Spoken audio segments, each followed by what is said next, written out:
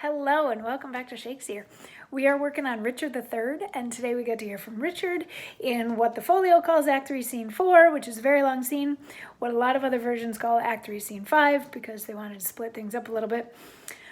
So things are cooking along for Richard in his plan to become king. He has Buckingham and Catesby on his side at minimum. He couldn't get Hastings and therefore didn't even ask about Stanley, but he was able to get Hastings killed by saying that he was a traitor, even though he wasn't necessarily. Also, both of Richard's older brothers, are dead, and King Edward's children, Edward and Richard, are hanging out in the Tower waiting for Edward's coronation. But Richard, Duke of Gloucester, had much of Queen Elizabeth's family arrested along the way, so those two boys that are in the Tower, they're kind of by themselves, not really protected by anyone. And as Queen Elizabeth's family was dying, they recounted or recalled the curse of Margaret, who cursed everybody for not being there when her son and husband were killed. So anyway, most recently, Richard has had Hastings killed, and we start off this piece of the scene, this section of Act 3, Scene 4, or this scene, Act 3, Scene 5, depending on what version you're reading, with Richard and Buckingham talking to the Lord Mayor and saying things like, we found out, and we found out really quickly that Hastings was a traitor, and they're wearing like really bad armor to make it look like they got dressed in a hurry and that sort of thing. They're like, we found out that he was a traitor and we had to act quickly, and the executioners killed him before we could have him talk to you, and we really wanted him to talk to you so that you could hear what kind of a traitor he was, so then maybe you could help us convince the people that he had to die, because we know that the people loved him because I loved him, and we don't want the people staging a coup against me, Richard. And the Lord Mayor is like, yeah, I believe you, and I'm totally on your side. I will go and try to convince the general populace that Hastings dying was an okay thing to have happened.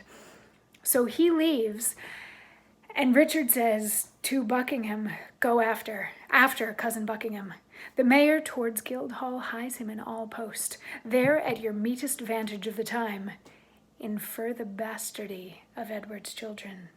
Tell them how Edward put to death a citizen only for saying he would make his son heir to the crown, meaning indeed his house, which by the sign thereof was termed so.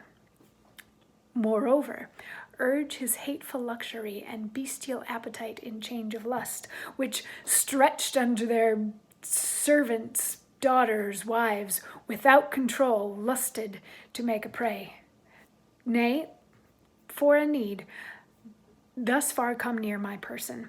Tell them, when that my mother went with child of that insatiate Edward, noble York, my princely father, then had wars in France, and by true computation of the time found the issue was not his begot, which well appeared in his lineaments, being nothing like the noble Duke, my father. Yet touch this sparingly, as 'twere far off, because, my lord, my mother lives.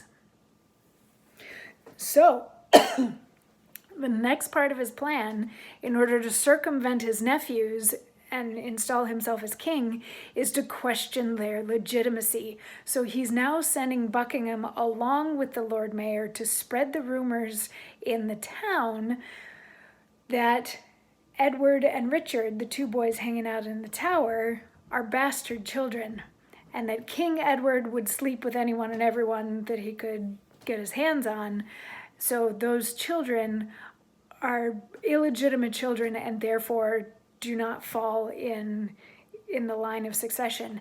And he's like, if you have to, you can also say that when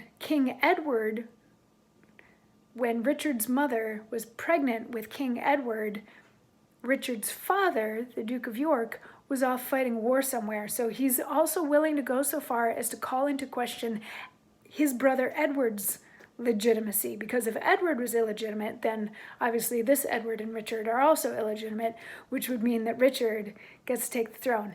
If just the two boys are illegitimate, Richard also gets to take the throne, because he's like third in line for the throne now, and he's trying to just get rid of the last too. Actually, he's like fifth in line right now because there's Clarence's kids too.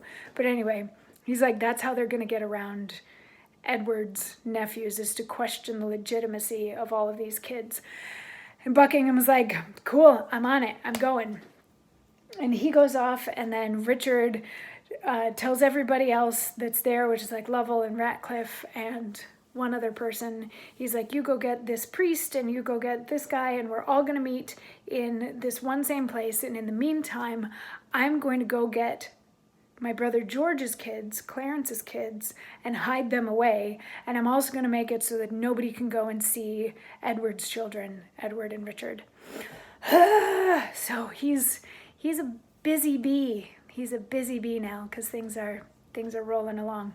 So that is the end of Act 3, Scene 5, as it exists in many versions of the play. So we'll stop there for today, and we will dig further into the epic Act 3, Scene 4, otherwise known as Act 3, Scene 6, tomorrow. See you then. Mwah.